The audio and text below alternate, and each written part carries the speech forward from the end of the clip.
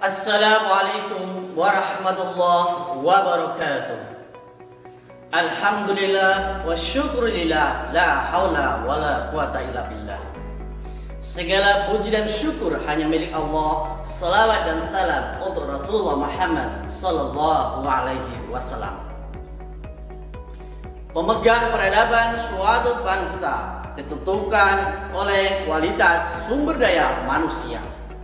Kualitas sumber daya manusia ditentukan oleh kualitas pendidikan. Merupakan karena yang luar biasa bagi kami, SDIT Luqman Al-Hakim II Yogyakarta menjadi bagian dari keluarga jaringan sekolah Islam terpadu Indonesia. JSIT Indonesia terus berjuang mengawal pendidikan dalam rangka mempersiapkan generasi calon pemegang peradaban masa depan.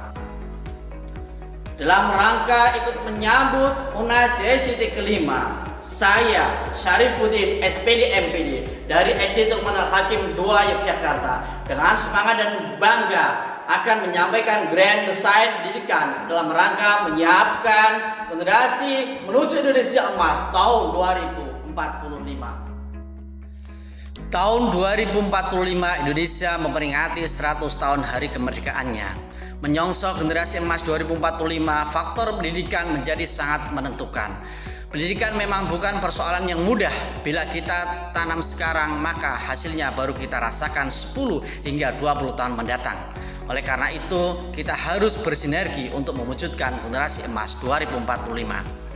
Tahun 2045, perekonomian dunia diperkirakan tidak bergantung lagi pada pergerakan ekonomi Amerika Serikat.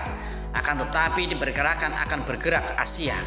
Tahun 2045, PBB memperkirakan sekitar 69,1% penduduk dunia akan tinggal di perkotaan dibanding tahun 2010 yang hanya sebesar 49,9%. Konsekuensinya, peranan perkotaan dalam pembangunan semakin penting sebagai ruang bagi berkembangnya eksternalitas positif dari aglomerasi industri dan tenaga kerja terlatih. Presiden RI Bapak Haji Joko Widodo pada tanggal 30 Desember 2015 saat mengunjungi Merauke, Papua menuliskan 7 butir impiannya untuk Indonesia 2085. Yang patut menjadi perhatian kita adalah butir ketiga, yaitu Indonesia menjadi pusat pendidikan, teknologi, dan peradaban dunia. Menjadikan negara ini menjadi pusat pendidikan, teknologi, dan pusat peradaban dunia tidak serta-merta dapat dilakukan begitu saja. Dunia pendidikan harus membuat perencanaan matang, harus ada desain yang tertata, perlu ada sistem yang tepat untuk terwujudnya hal tersebut. Adanya desain yang matang, insya Allah terwujudnya generasi yang unggul, kompeten, terampil, dan berakhlak mulia, bukan sekedar mimpi belaka. Indonesia menjadi pusat pendidikan, teknologi, dan peradaban dunia pasti. Keberhasilan pendidikan di sekolah tidak hanya tergantung kepada figur seorang kepala sekolah. Keberhasilan sekolah dalam melaksanakan proses pendidikan merupakan hasil kerjasama semua stakeholder sekolah, serta sangat dipengaruhi oleh adanya desain atau sistem yang sudah tertata dengan baik. Melalui berbagai perbaikan di semua bidang, evaluasi dan terus berbenah, SDIT Luqman Al-Hakim II Yogyakarta mempunyai 5 desain dalam rangka melaksanakan proses pendidikan menyiapkan generasi emas tahun 2045 calon pemegang peradaban masa depan. Yang pertama, peningkatan kualitas dan kesejahteraan SDM, guru dan tenaga kependidikan. Kualitas guru sangat mempengaruhi kualitas hasil belajar peserta didik. Untuk menghasilkan peserta didik yang berkualitas, maka guru harus berkualitas. Kegiatan Bina Pribadi Islami BPI secara rutin sepekan sekali merupakan program wajib bagi guru dan semua tendik untuk menjaga kesamaan cara pandang suatu pemikiran terhadap visi misi sekolah sebagai lembaga dakwah di bidang pendidikan. Melalui upgrading, workshop, lokakarya, seminar, dan sebagainya, guru terus didorong dan difasilitasi untuk meningkatkan kompetensinya, pedagogik, kepribadian, profesionalisme, serta sosial. Pelayanan primat guru terhadap semua peserta didik dan kepada orang tua atau wali siswa untuk mewujudkan kepuasan semua layanan. Layanan primat semua tenaga pendidik, security, tenaga kebersihan, TO, tenaga administrasi, pustakawan, tenaga kesehatan, akan semakin meningkatkan kepercayaan dan kepuasan layanan sekolah terhadap orang tua wali. Kualitas guru, layanan prima, semua stakeholder sekolah harus berbanding lurus dengan kesejahteraan yang diperolehnya. Apabila guru dan semua tenaga pendidikan sudah memberikan pelayanan prima, sudah seharusnya. Yang kedua, pemantapan tahfidzul Quran dan hadis. Rasulullah SAW bersabda, "Aku telah tinggalkan kepada kamu dua perkara. Kamu tidak akan sesat selama berpegang kepada keduanya, yaitu kitabullah dan sunnah Rasulnya."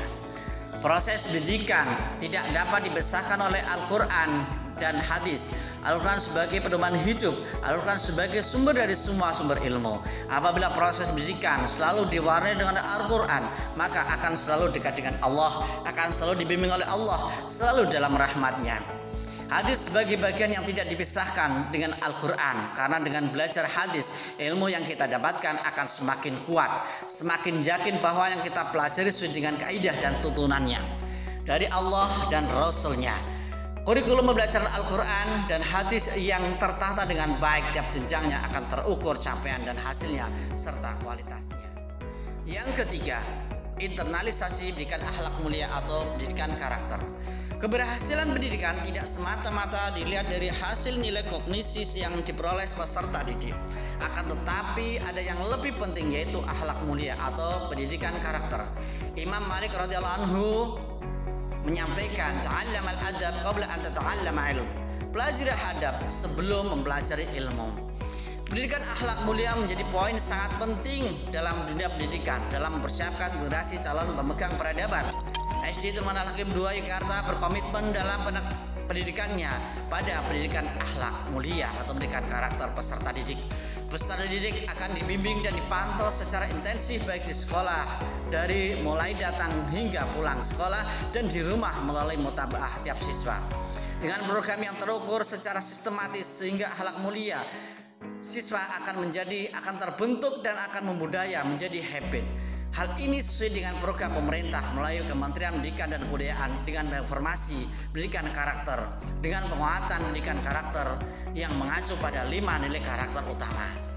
Pendidikan karakter atau PPK ini sudah pemerintah gulirkan sejak 2015 melalui 5 nilai karakter utama, yaitu religiusitas, nasionalisme, kemandirian, gotong royong, dan integritas. Karakter religiusitas di sekolah Islam terpadu menjadi program utama atau program pokok. Pembiasaan sholat duha, sholat berjamaah di sekolah, berdoa, setiap mengawali dan mengakhiri semua kegiatan, diajarkan berpuasa, peduli sosial, saling menghormati, dan lainnya, wujud penanaman nilai religiusitas. Peringatan Hari Ulang Tahun Republik Indonesia melalui kegiatan upacara, mengenal dan mengakui keberagaman budaya dan suku di Indonesia, mempelajari dan menghafalkan lagu-lagu nasional, pentas seni budaya nasional, kunjungan ke museum merupakan program untuk karakter nasionalisme peserta didik. Program kegiatan outbound, kepramukaan, kemah, market day, literasi, tugas membuat proyek, membuat karya inovasi merupakan wujud menanamkan karakter kemandirian. Belajar berkelompok atau cooperative learning, berbagi tugas piket kelas merupakan penanaman karakter gotong royong. Bersikap jujur dalam setiap perkataan dan perbuatan, bertanggung jawab terhadap kewajiban, berdisiplin, serta dapat menjadi contoh atau teladan bagi sesama sebagai tindakan penanaman karakter. Yang keempat, penguasaan bahasa internasional. Tidak dapat dipungkiri bahwa kemampuan berbahasa asing, khususnya bahasa Inggris, sebagai bahasa internasional sangat diperlukan untuk dapat bersaing di era globalisasi. Ada pepatah mengatakan, dengan menguasai bahasa asing, maka dunia berada di genggamanmu. Untuk dapat bersaing dengan dunia internasional, maka penguasaan bahasa asing mutlak harus dikuasai. Sejak dini, sejak sekolah dasar, sudah seharusnya diberikan keleluasaan waktu lebih untuk pengajaran bahasa asing ini.